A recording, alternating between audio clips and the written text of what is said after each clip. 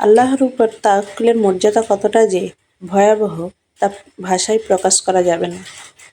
যার দ্বারা স্বচ্ছ নিয়ত হলে ঈমান হয় পর্বত সমান।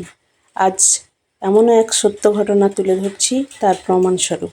আসসালামু আলাইকুম। আজ আবারও ফিরে এলাম এক অসাধারণ সত্য ঘটনা নিয়ে। তাই যারা যারা ভিডিওটি দেখছেন একটি লাইক ও শেয়ারের মাধ্যমে সাপোর্ট করুন। আজ বলছি একজন দাড়ি টুপিবিহীন লিবিয়ান যুবকের কথা। নাম তার আমির।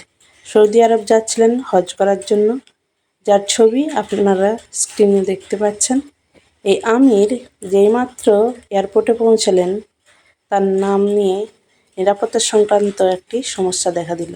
নিরাপত্তা বাহিনীর লোকেরা তাকে বললেন, একটু অপেক্ষা করুন, আমরা চেষ্টা করছি সমস্যাটা সমাধান করতে। এই সময় অন্য সব হাজিরা তাদের প্রক্রিয়া শেষ করে প্লেনে উঠে পড়লেন, আর প্লেনের দরজা বন্ধ হয়ে গেল। কিছুক্ষণ পর সমস্যা ঠিক হয়, কিন্তু পাইলট দরজা খুলতে রাজি হলেন না। প্লেন চলতে শুরু করলো এবং আমিরকে ফেলে রেখে উড়ে গেল। অফিসার তাকে সান্ত্বনা দিয়ে বললেন, মন খারাপ করবেন না, হয়তো এটা আপনার কপালে ছিল না। কিন্তু আমিরের ছিল অটল বিশ্বাস। তিনি উত্তর দিলেন, আমার নিয়ত হজের, ইনশাল্লাহ আমি যাবই। হঠাৎ খবর এলো প্লেনটিতে যান্ত্রিক সমস্যা হয়েছে এবং তা ফিরে আসছে। প্লেন ফিরে এলো, মেরামত করা হলো, কিন্তু তাও পাইলট আমিরের জন্য দরজা খুলতে রাজি হলেন না। অফিসার আবার বললেন, হয়তো আপনার ভাগ্যে নেই।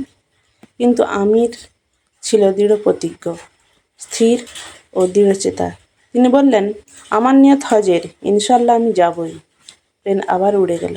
কিছুক্ষণ পর আরেকটি খবর এলো, প্লেনে আবারও সমস্যা হয়েছে। এবার নিজেই পাইলট বললেন, আমি আর উড়ব না যতক্ষণ না আমির প্লেনে ওঠে। শেষ পর্যন্ত আমির প্লেনে উঠলেন। সৌদি এয়ারপোর্ট থেকে তিনি একটি ভিডিও করলেন। তার আনন্দ ছিল বর্ণনার বাইরে। তাই বলি, আল্লাহ চাইলে কিনা পারেন। কার নিয়ত কীভাবে পূরণ করেন তিনি ভালো জানেন।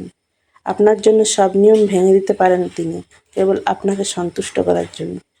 তাই কোনো কিছু নিয়ে বেশি চিন্তা না করে, যতক্ষণ আমাদের বিশ্বাস থাকে যে আল্লাহ সব কিছুর উপর ক্ষমতাবান, বিশ্বাস করুন, তিনি পরিস্থিতি উল্টে দেবেন, আপনার পথ সহজ করে দিবেন, এমনকি অসম্ভবকেও বাস্তব রূপ দিবেন। তবে নিয়ত হতে হবে পবিত্র, আর ঈমান থাকবে অটল।